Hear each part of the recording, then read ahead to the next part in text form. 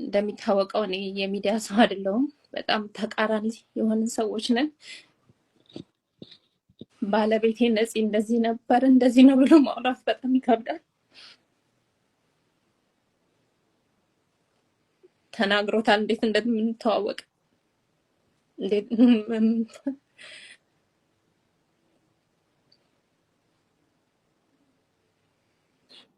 የኔ ህይወቴ ነበር፣ ጓደኛዬ ነበር።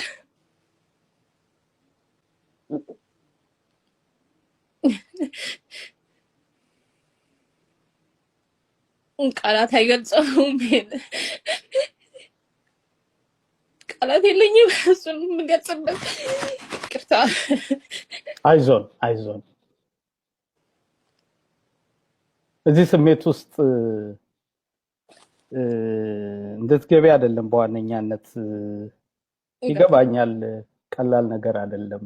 ግን እንዲያው ሐሳብሽ ድምጽሽም ባለመሰማቱ እንደ ሚስትም እንደ ቤተሰብም ልትገልጭ የምትፈልጊያቸው ሐሳቦች ይኖራሉ በሚል ግምት እንጂ አሁን ባለሽበት ስሜት በተሟላ መልኩ ሐሳብሽን የምትገልጭበት አቅም ጉልበት ይኖርሻል በሚል አይደለም። ግን በቻልሽው መንገድ ተረጋግተሽ እንደው ልትይ የምትፈልጊው ነገር ካለ በሚል ነው።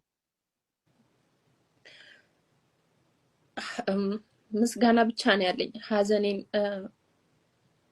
ሐዘናችሁ ሆኖ እንደኔ ላዘናችሁ ከጎኔ ለቆማችሁ ለሁላችሁም ክብር ምስጋና አቀርባለሁ። ሌላ ነገር ምንም የምለው ነገር የለም። እግዚአብሔር ውለታችሁን ይክፈላችሁ። ለሁሉ ከሌ አልልም። ሁላችሁም አጠገቤ ለነበራችሁ ሰዎች ሁሉ እግዚአብሔር ምስጋናውን ይስጥልኝ። እንደው ሐዘኑን የሰማችሁበት ሁኔታ እንዴት ነበር? አላማ ነበረን ሁለታችንም ልጆቹ እስኪያድጉ ድረስ ትምህርታቸውን እዚህ ሀገር ሆነው እንዲከታተሉ፣ ትምህርታቸውን በጥሩ ሁኔታ ከተከታተሉ ማንኛውም ዓለም ላይ ሆነው ይሰራሉ የሚል እምነት ነበረን ሁለታችንም። ለዛ ነው እኔ ልጆቹን ቁጭ ብዬ እዚህ ብሆንም ግን በየደቂቃው ትንንሽ ነገሮችን እንኳን ከሱ ጋር ነበር የምማከረው በእነሱ ጉዳይ። ራሳቸውን አመማቸው ልውሰዳቸው ሐኪም ቤት አልውሰዳቸው፣ ይሄ ጥያቄ ራሱ ከሱ ጋር ነበር የምማከረው። ብቻዬን እዚህ በአካል ሆኜ ባሳደጋቸውም አንድ ላይ ነበርን። ሳንወያይ ምንም ነገር አድርገን አናውቅም። ይሄን ያጣሁት ባለቤቴን ያጣሁት የልጆቼን አባት።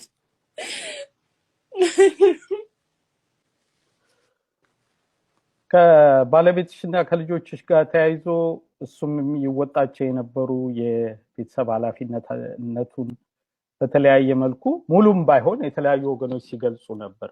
ለቤተሰቡ ምን ያህል ፍቅርና ኃላፊነት ያለው ሰው መሆኑን በቅርብም ደግሞ በእርግጠኝነት የማያውቁ ሰዎች ስለማቅ እንደው ሌላው ሰው እንዲረዳ በሚል ነው ጥያቄዎቹን ማነሳው። የበለጠ በአንቺም በባለቤትሽም በአጠቃላይ ቤተሰቡም ዙሪያ ከዚህ ሐዘን ጋር ተያይዞ ሐዘኑ የሁሉም ሆኖ ሁሉም ስሜቱን በጋራ ቢገልጽም የተለያዩ አስተያየቶች ደግሞ ይሰጡ ነበር።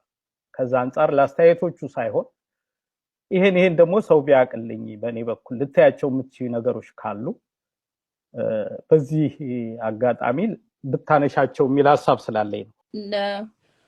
ሁሉም ወዳጆቹም አድናቂዎችም የተለያየ ሰውም የተለያየ ነገር ቢል ከሱ ካላቸው ፍቅር ነው። ማንንም አልቀየም። እንደዚህ ያላችሁ ብዬ ማንንም አልወቅስም። አመሰግናለሁ ካላችሁ ፍቅርና ለሱ ካላችሁ ክብር የተነሳ ነው። ማንም የተለያየ ነገር ቢል እና ምለምነው ልጆቼን በሰላም ላሳድግ እሱን አጥቼ ቢሆንም ለልጆቼ ልኖር። አብራችሁኝ ሁኑ። አመሰግናለሁ። ንግግር አልችልበትም፣ ይቅር በሉኝ። መጨረሻ ልትይ የምትችይው ነገር ካለ ንጹህ ዕድል ልስጥና መሰነባበት እንችላለን። እሺ፣ አመሰግናለሁ። በቃ ሐዘናችሁ ሆኖ ስላጽናናችሁኝ አመሰግናለሁ እና ባካችሁ የባለቤቴን የነፃነትን ስም አናጥፋው። ነፍሱን እናሳርፋት። ይብቃ። አመሰግናለሁ።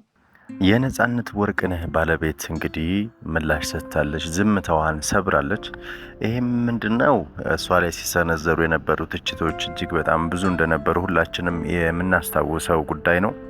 በተለይ በባለቤቷ በነጻነት ወርቅነህ ሞት ምክንያት የሷም እጅ አለበት የሷም ጉዳይ ነው ብሎ ብዙ ሰው ሲወቅሳትና ሲተቻትም እንዲሁም በጣም ብዙዎችን አሳልፈው ሲሰጧት ተመልክተናል። በተለይ በልጆቿ ፊት፣ በቤተሰቡ ፊት ማለት ነው።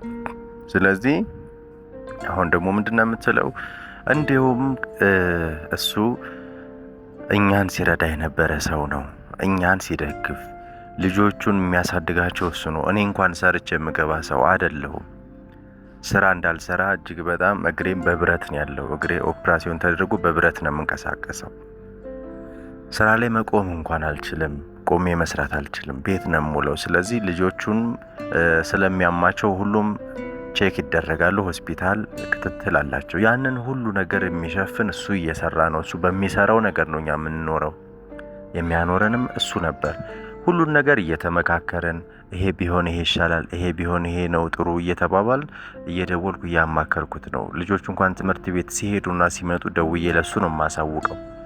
ግን የሚወራው ነገር የሚባለው ነገር ስለኔና ስለሱ ፍጹም የተሳሳተ ነገር ለህዝቡ የሚዘራው በጣም ያሳዝናል፣ ልብ ይሰብራል ብላ በዚህ በምታዩት መልኩ እያለቀሰች እንግዲህ ልጆቿን ሰብሰብ አድርጋ ወደ ሚዲያ እውነቱን አውጥታለች ማለት ነው። እኛ ይኸውላችሁ አንደኛ በምናየው በምንሰማው ፈራጆች ነን። የምናየውንና የምንሰማውን ሳናገናዝብ ሳናመዛዘን የምንፈርደው ለምን መሰላችሁ? ማስተዋል ስለራቀን ነው። እሷ ላይ ነው ችግር ያለው፣ አይ እስኪ ቆይ እናጣራ፣ ወይስ እነሱ ላይ ነው ችግር ያለው፣ አይ ይሄ መጣራት አለበት። ጉዳዩ ወደፊት ሄዶ በደንብ ጥርት ብሎ ሲወጣ አጀንዳው ለህዝብ ይፋ ሲሆን አይ ያኔ መፍረድ እንችላለን፣ ምክንያቱም ማን ጥፋተኛ እንደሆነ ታውቋል ብሎ የሚያመዛዝን ትውልድና ሰው የለም። ለዛም ነውና አሁን እሱ ሲሞት ተሸፋፍና የነበረችው ፊቷን ያላሳየችበት ምክንያት አፍራበት ነው በባሏ በማለት ብዙ ሰዎች ያልሆነ ስም ሲሰጧት እንደነበረ እናስታውሳለን። ነገር ግን እሷ ምንም በቃ በህይወት እያለ ናፍቋት በፍቅር ልታገኝ የፈለገችውን ባሏን እንደዚህ በህይወት ተለይቶ ሬሳው ፊት ለፊት ቆማ መቻል ስላቃታትም ይሆናል ብሎ ማሰብም ጥሩ ነው። ምክንያቱም አንዳንዴ እኮ ለራሳችንም የምናወራው ነገር ከበድ ሊለን ይገባል። ምክንያቱም ህይወት ነው። እነዚህ ሰዎች ልጆች አፍርተዋል። ልጆቹ ደግሞ ትላልቅ ልጆች ናቸው። አንደኛው እንደውም ዩኒቨርሲቲ ተማሪ ነው። ስለዚህ እነዚህን የመሳሰሉ ትላልቅ ልጆች ያፈሩ የትዳር አጋሮች እኛ በመሃል ገብተን እኛንን ስለናንተ የምናውቀው ከናንተ በላይ እኛ ስለናንተ እናውቃለን ብለን ምንም ልንፈርድም አድርግላቸው የምንችለውም ነገር የለም። ቢቻል ዝም ብሎ ጉዳዩን ወደ ኋላ ተወት ማድረግ። ምክንያቱም የሁለታቸውን ጉዳይ ሁለታቸው እንዲፈቱት። ምክንያቱም የሱ ቤተሰቦች አሉ፣ እሷም አለች። በቃ የሱ ቤተሰቦች አሉ፣ እሷ አለች። ሁለቱ ተጨቃጭቀውም ይሁን ተነጋግረውም ይሁን በምንም ይሁን በፍርድ ቤትም ይሁን ጉዳዩን ይፍቱት። ስለዚህ የነጻነት ወርቅነህ ባለቤትም የተናገረችው እኔና እሱ እንደ ባልና ሚስት ብቻ አልነበርንም፣ እንደ እህትም እንደ ወንድምም እንደ ጓደኛም ሆኖ ነበረ። እሱም እኔም እንደዛ ነበር ለትዳራችን ስትል እንግዲህ ዝምታዋን ሰብራለች። እስኪ የተሰማችሁን ሀሳብ አስተያየት ጻፉልን። መልካም ጊዜ